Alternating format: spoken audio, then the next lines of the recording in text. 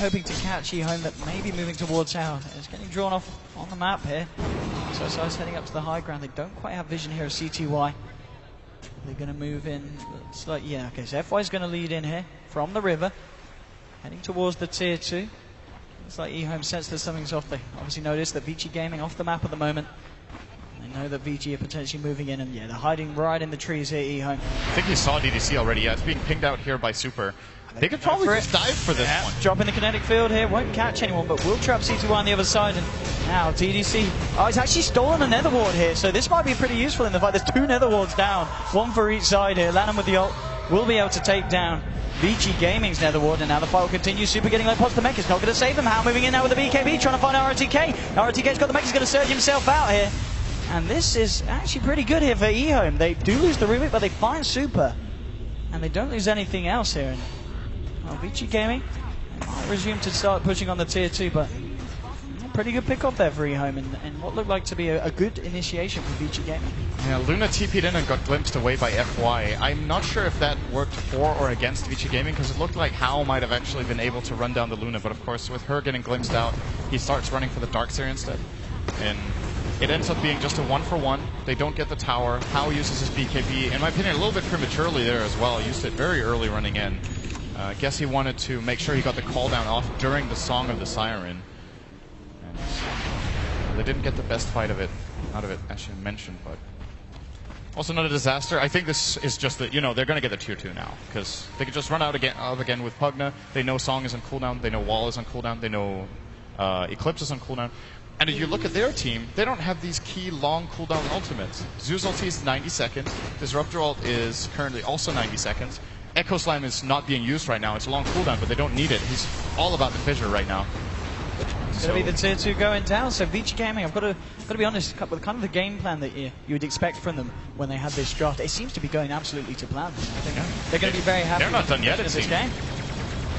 They want to force them back again. They have BKB on the gyro. This is a pretty aggressive play, pushing the base at 19 minutes, but honestly, I think it's the perfect play call. They have all the advantages right now. Why not push it? If it seems unlikely eHome can find the type of fight they need.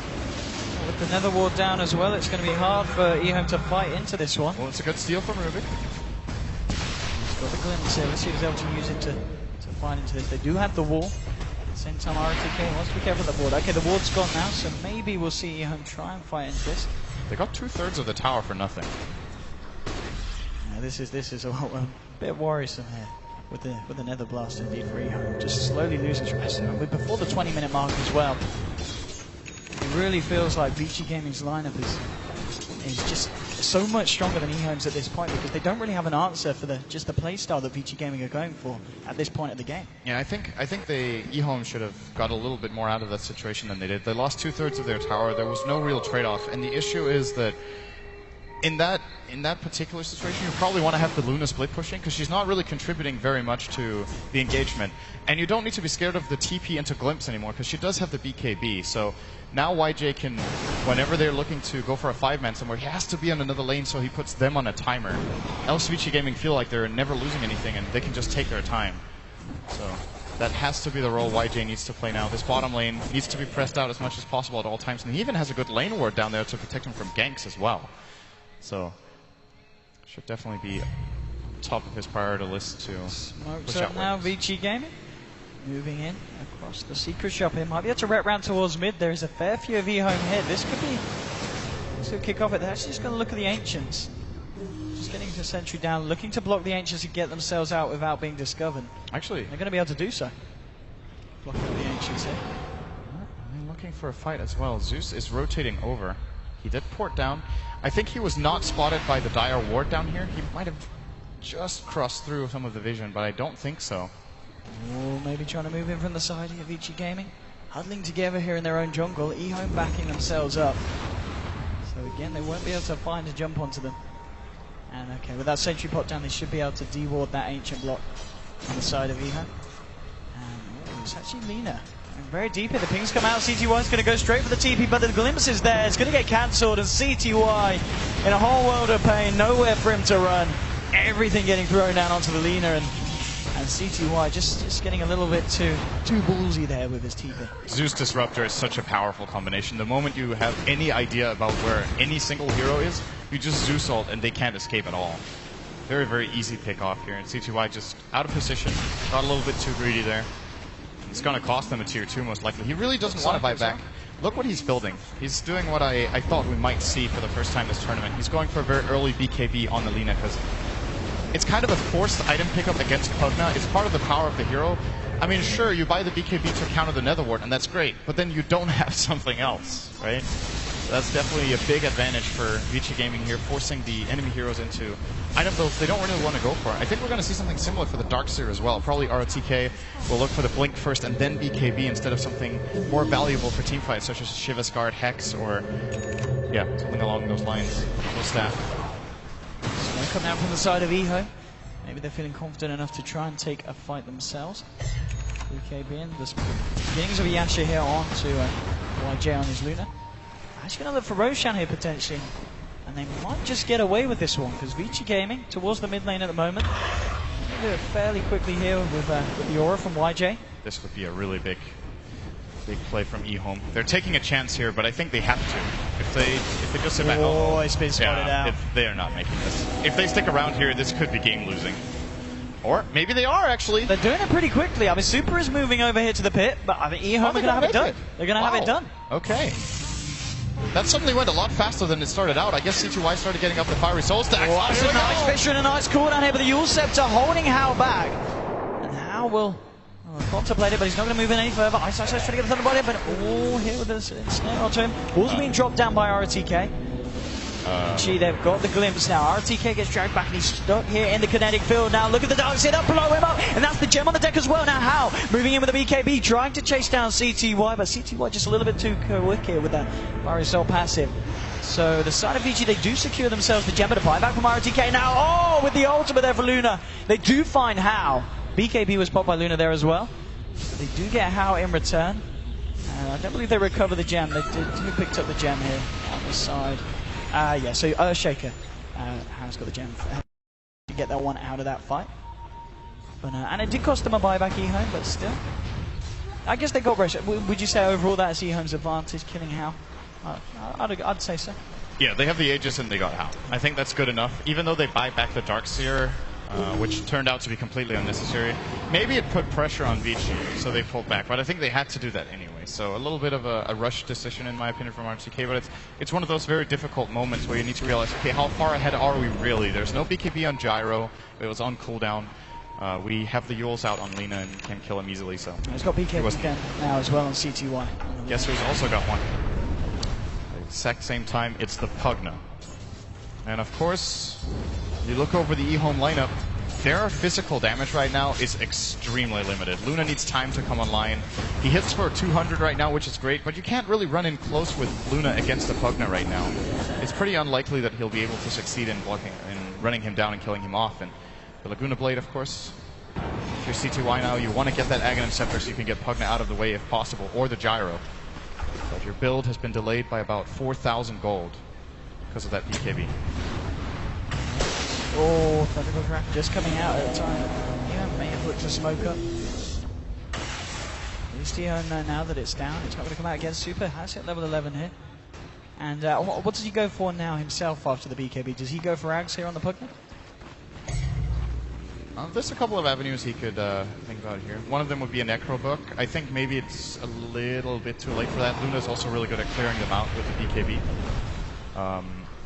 Alternatively, he could go for the Axe, like you said, and just try to, you know, he could be like a medic for the Gyro, basically, so he can siege high ground. And alternatives, you know, Octarine Core is actually not that bad on this hero. The cooldown reduction is really, really good. To have Nether Blast, you have almost permanent uptime. Actually, you do have permanent uptime on the Nether Ward as well, then. And it's extra drain from your spells, which is also nice. Jungle. Hex is good too. There's a lot of items on Pugna. Okay, they got the glimpse here onto CTY, trying to move Hao in as well. CTY just a little bit too speedy. I don't think Hao's fast enough to really do anything about this. Hasn't got a point to homing missile yet. Now CTY is going to be able to get himself out. So. Very, very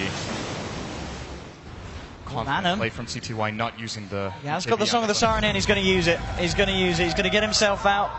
Or is he going to get himself back in? The rest of the teammates wrapping around down the river, and they're going to look for FY here with the Laguna Blade as well. They're able to take down Disruptor before he gets anything off. Lanham's got the Glimmer Cape. It's going to be enough to keep him alive. Yes, it is. With the mech coming in from RTK. Now Lanham with the Mirror's Image. He's going to be able to get himself back out. It's just the Disruptor that's fallen so far. eHome getting low. How trying to do what he can with Femra and Super. Super's popped the BKB. Now YJ. His BKB has run off, and they're going to chase out Thundergod's Wrath here. Femra trying to move forward. Finds the Fisher onto YJ. Now with the Rocket Barrage, they'll get the Luna. Now Femra looking for more. Super with the Never Blaster to grab onto RTK. They'll find him. Echo stands blowing for that one. This is double kill for Ice. Can they find anything more? CTY is just getting himself out, and looks like CTY and DDC will be the lone survivors here at this fight, as Vici Gaming only losing FY here on the Disruptor and finding 3 kills off the side of eHome.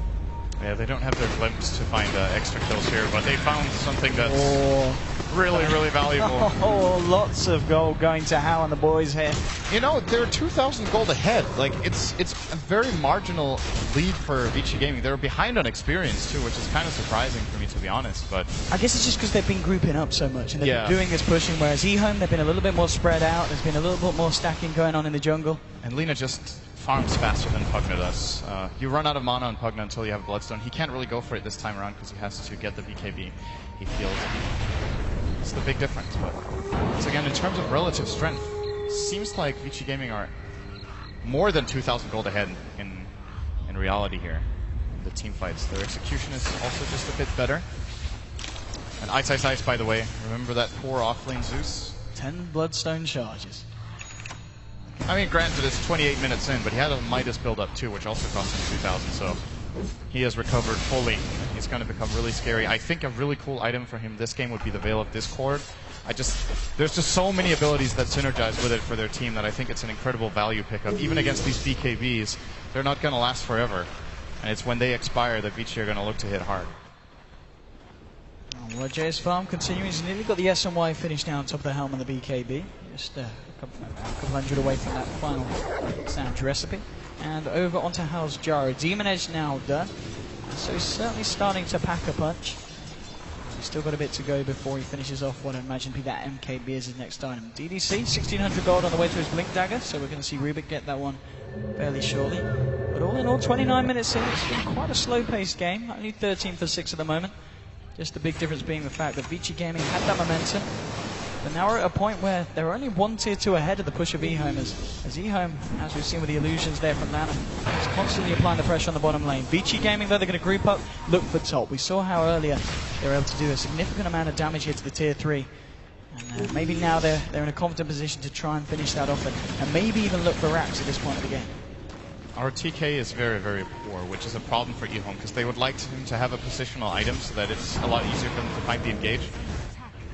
Pretty unrealistic to get a good... TK blown up there! The Decrepify increasing the magic damage by too much for the Darks here. Rubik's still call down though. That is a very good spell. They might be able to hold without the Darks here, but this is going to take an incredible... glimpse of CTY, the Rocket Barrage as well. The Yules is going to be there. Buys CTY the time to escape. Lanham with the song. Is he going to try and reinitiate with anything? It doesn't look like he's just holding his position. How? Just going to turn his attention back towards the structures here, back towards the barracks. Super with the Nether Blast as well. Bringing them low. YJ trying to come forward. Drops a Lucid Beam down onto Gyrocopter, but Vici Gaming, they'll find the space here to find their first set of racks here from the top lane. And eHome, nothing they could do about it. Vici Gaming as well, all still sitting at full health. They may just look for more here. I guess they're still going to get the tier 2s on the other lanes, and they both have been pushed back out towards the map side of Vici Gaming. So they've got a TP back and look to push those back out before they want to try and find anything more from the base of eHome. Nice using the taunt on the way out. A little bit of a Super Mario jump there.